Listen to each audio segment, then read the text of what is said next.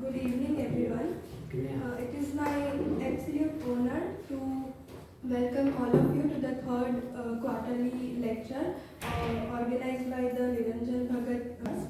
This is a heartfelt tribute to the unparalleled contribution of Shri Bhagat Sahib to Gujarati and English literatures. Shri Bhagat Sahib's legacy as a professor of English at St. Xavier's College and as the president of Gujarati Sahitya Parishad continues to inspire all of us. To begin today's evening program, I would like to invite Shri Praful Anugai to share a few words about the trust. Praful bhai.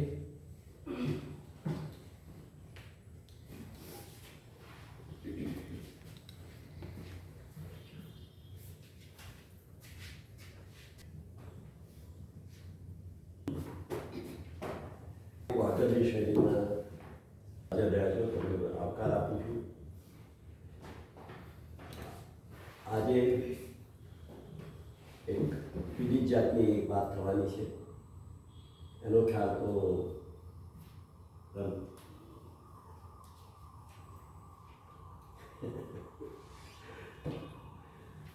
પછી આપવામાં આવશે. હું થોડી નિરંજન ભગત trust વિશે વાત કરી. નિરંજનભાઈને ગુજરી ગયા પછી આ ટ્રસ્ટ અને થોડા મિત્રોએ ગુજરાતીને શરૂ કરેલું અને નિરંજનભાઈની યાદમાં કેટલીક એક્ટિવિટીઝનો વિચાર કર્યો હતો. એ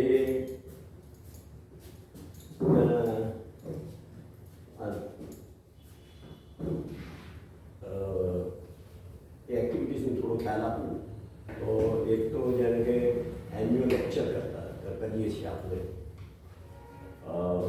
એક એન્યુઅલ એવોર્ડ આપીએ છીએ. આ એમની પુણ્યતિથિ અને જન્મતિથિ એના દિવસે કરતા રહીએ છીએ.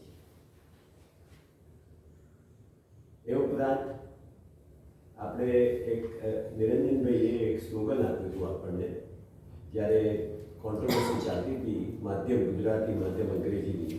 હું વાત કરું છું 1960s ત્યારે એમને એમ વાત કરી હતી કે ગુજરાતી માધ્યમ હોવું જ જોઈએ પણ અંગ્રેજી સારું ભણાવવું જોઈએ. એટલે એમને 4 શબ્દોમાં બધું પોતાની વાત સમજાવી દીધી. માધ્યમ ગુજરાતી, ઉત્તમ અંગ્રેજી.